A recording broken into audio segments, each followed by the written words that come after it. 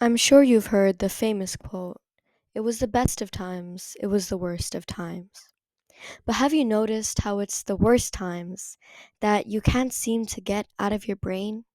That is all that more persistent and apparent in daily life? This can be attributed to a singular organ, and it's our brain. Suffering is inevitable, adversity is undeniable, and pain is unforgiving. My name is Alina, and welcome to Life Fulfilled. Negativity. Our brains are wired for negativity. Neuropsychologist Dr. Rick Hansen said, "The mind is like Velcro for negative experiences and like Teflon for positive ones."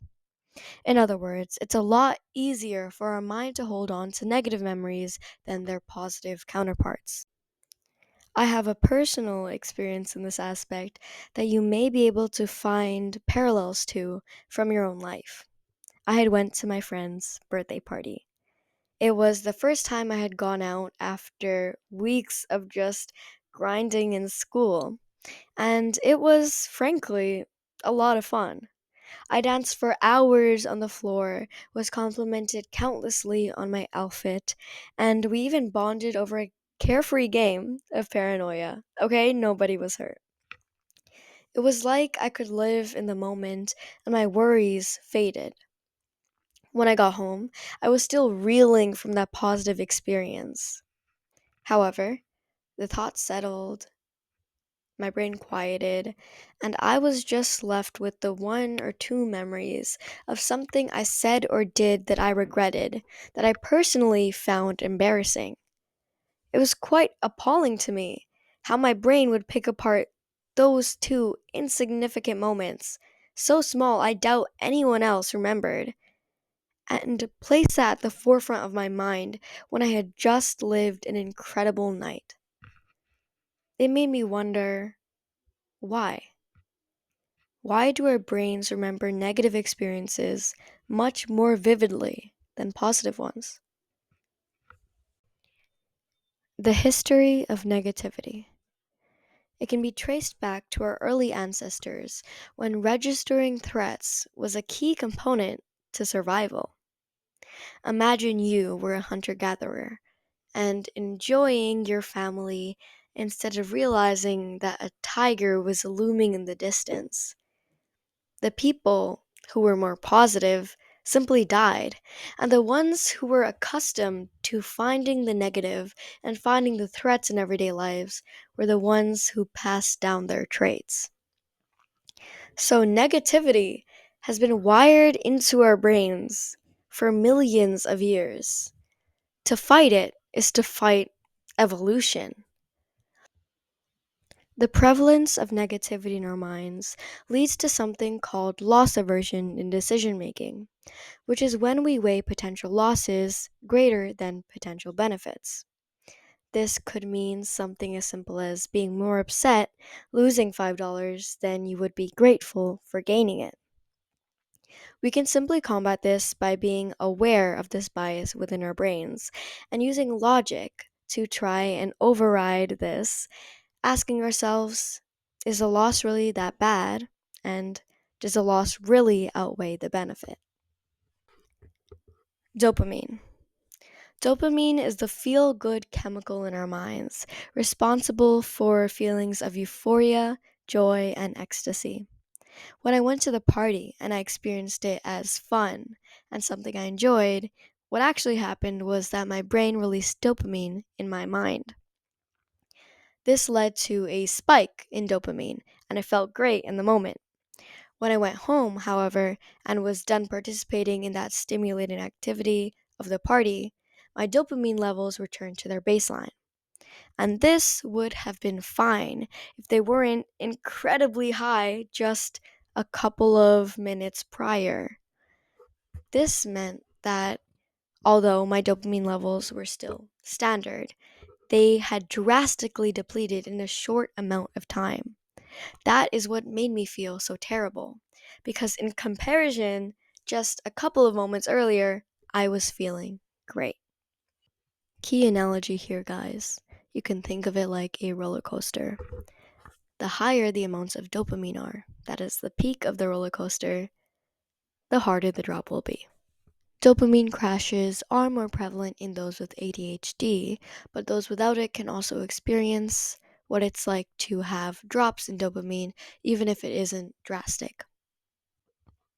Alina, you're supposed to be motivating us. Why are you telling us that combating negativity is combating millions of years of evolution, and that after we do something fun, we're just going to feel terrible?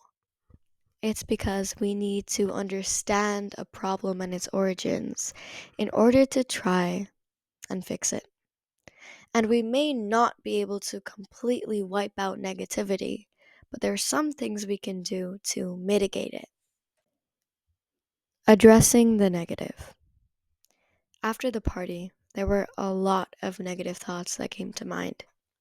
I tried to ignore them and push them away, but they just kept coming back, telling me I'm embarrassing or that I shouldn't have done X, Y, and Z.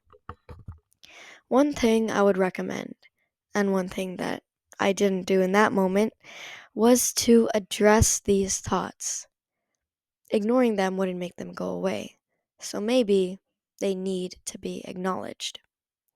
What I would do now is have said to them, okay, I understand.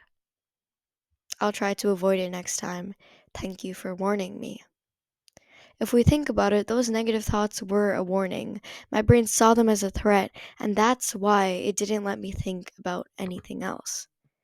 Maybe if I could convince my brain that yes, it helped me, yes, I would understand the threat next time, then the thoughts would be mitigated. The next time I came back from one of those parties, I tried it. I communicated with my brain, and it was honestly quite soothing.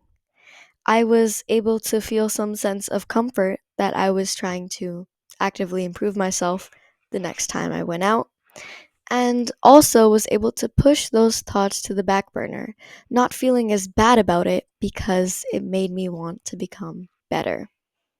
Now, I won't say this is foolproof, but in my personal experience, it has worked. I proudly present to you Alina's Dopa Coaster. Ooh. So, these will represent the levels of dopamine in your brain, and as you can see, they fluctuate a lot. You should be able to notice two things. The first is that this dashed line represents the baseline level of dopamine, the minimum value, if you will, the height that the roller coaster returns to every time it drops. Second, you should be able to notice that the different maximum values, or the top of each of these bumps, are different. These are the changeable factors.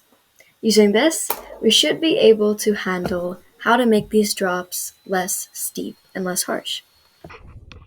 I won't tell you not to enjoy fun events, because by all means, you definitely should. However, I will say it might be better to be mindful in these moments and not let yourself go too far, just so the crash won't be that bad. Additionally, I warned against chasing more dopamine over and over, but exercise is a great way to relieve some of that stress from the dopamine crash, get a little bit more dopamine, but also do it in a healthy way that you might not feel as bad afterwards for. One other way we can manage your dopamine, which is incredibly helpful, is something called a dopamine detox, where you reduce your intake of external stimuli and return to your baseline levels of dopamine.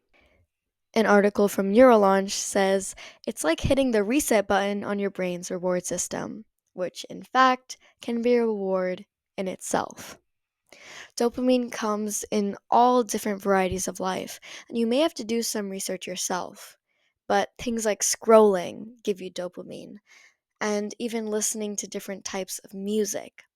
If you really want to reset your baseline dopamine levels, you'll have to be committed to a couple of days or a week without any or with minimal dopamine intake. So if we keep focusing on the worst of times subconsciously, we must consciously try to bring the best of times to our mind. One way we can do this is by creating a gratitude journal or writing down things that you appreciate every single day. The more you consciously focus on the positive, the harder it is for your brain to attach to the negative. And if you do this enough, your brain might become comfortable with associating with the positive more. Dr. Davis writes in Psychology Today that one way to combat negativity may be to make positive concepts more accessible.